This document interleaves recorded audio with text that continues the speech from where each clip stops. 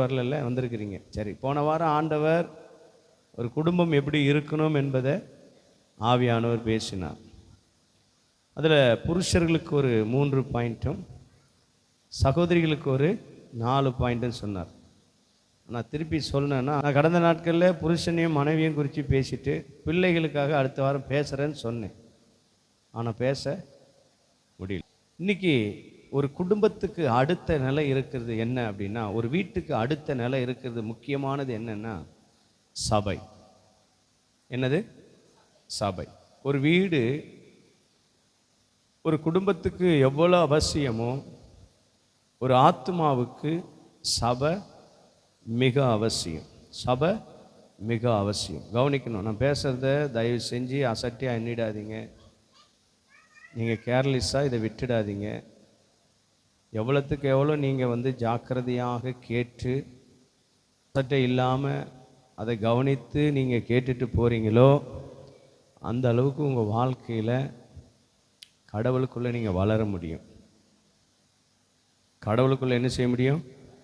வளர முடியும். அதனால் தயவு செஞ்சு உங்களுடைய மனம் போல் ஏதோ ஒன்று அவங்கள டைவர்ட் பண்ணி விசாசனம் வெளில கூட்டு போகிறதுக்கு ஈஸியாக போட்டுடுறான். எதையாவது ஒன்று புஷ்ஷுன்னு போயிடுறேன். கேட்டு சொல்கிறதுக்கும் இல்லை. பொதுவாக சபைக்காக செபித்தேன். சபையில் எல்லாரும் ஆசீர்வாதமாக இருக்கணும் ஆண்டவர், எல்லாரும் மகிழ்ச்சியாக இருக்கணும் ஆண்டவர். அதில் ஆண்டவர் ஒவ்வொரு நபர்களை குறித்து ஒவ்வொரு விஷயங்களையும் எனக்கு வெளிப்படுத்தினார். ஓப்பனாக சொல்ல போனால் எதிலெல்லாம் நீங்கள் உண்மை இல்லைன்னா அதையும் காட்டுறார். உங்கள் வாழ்க்கையின் தரங்கள் எப்படி இருக்குது, உன் பேச்சு எப்படி, உன் செயல் எப்படி, உன் வேலை ஸ்தலத்தில் எப்படி, உன் குடும்ப வாழ்க்கையில் எப்படி, எல்லாத்தையும் காட்டுறார். என்ன ஆண்டவர் இப்படி இருக்குது, நான் என்ன தான் பண்ணுறது அப்படின்னா. இப்போ நான் போதிக்கிறேன் ஆண்டவரை, உங்கள் கிட்ட கேட்டு கேட்டு சொல்கிறேனேன்று.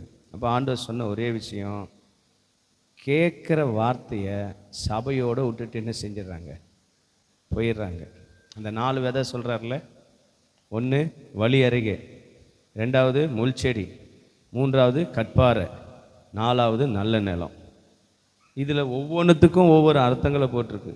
நடப்பாதையில் விழுந்தால் மனுஷன் மெரிச்சு அதை என்ன செஞ்சிடறான், முள்செடியில் விதைச்சது முள்ளுகள் அதை நெருக்கி அது என்ன பண்ணிட்டுது, செத்து போகுது. கட்பாறை அது கொஞ்சம் வளருது, அதுக்கு நீர் சத்து இல்லாமல் பறவைகள் அதை என்ன செஞ்சிடுது, ஒத்தி போட்டுருது. இப்படி தான் சத்தியமானது சபைக்குள்ளே கவனிக்கிறதும் கேட்குறதும் விட்டு விடுகிறதுமா இருக்குது.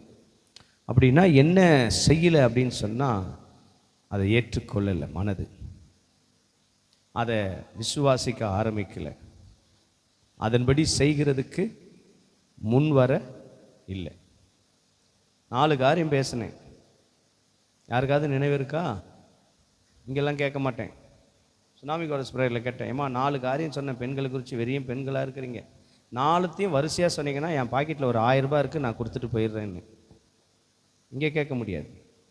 இங்கே சில புலி சிறுத்தெல்லாம் இருக்குது. அதுவும் முன்ன உக்காஞ்சிக்கிட்டு, இந்த முன்ன உக்காஞ்சிட்டு இருக்கிறவங்களுக்கு கவனம்லாம் நம்ம கிட்ட தான் இருக்கும். நானே பேசிட்டு திடீர்னு இரும்பிட்டு என்ன பேசினேன் அப்படின்னு இவங்க தான் எனக்கே ஞாபகப்படுத்தி தருவாங்க. அதனால் கவனிப்பாங்க, எழுதுவாங்க, ஏதாவது செய்வாங்க. எல்லாருமே அப்படி தான் இருக்கணும். முன்ன வைக்கிறவங்க ஒன்றும் ஸ்பெஷல் நினச்சிக்க போகிறீங்க, ஒன்றுமே இல்லை.